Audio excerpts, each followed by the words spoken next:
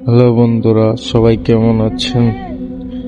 আজকে আমরা কথা বলবো মিরপুরের একটি পুরনো বট গাছকে ঘিরে একটি ভৌতিক ঘটনা শুরু করছি। মিরপুরের এক পুরনো গলিতে একটা বিরাট বট গাছ আছে। লোকজন বলে গাছটা নাকি ব্রিটিশ আমলের আগের।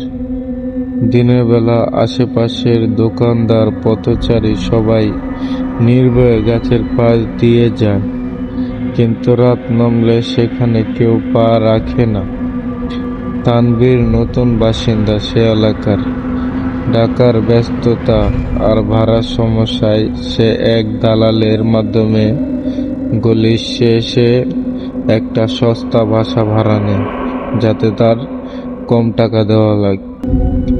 বাসাটা গাছের ঠিক বিপরীত পাশে।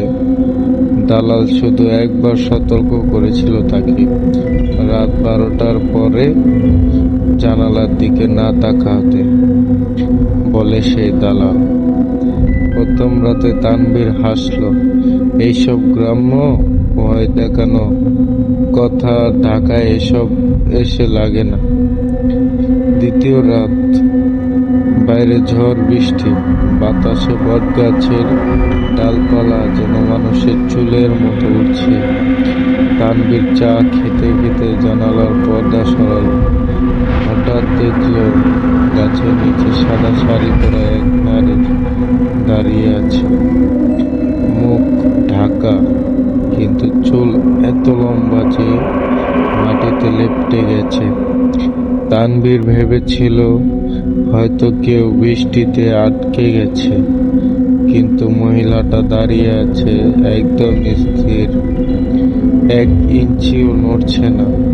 হঠাৎ বজ্রপাতের আলোয় দেখা গেল মহিলার পা উল্টো দিকে ঘোরানো। সে কি ভয়ানক দৃশ্য!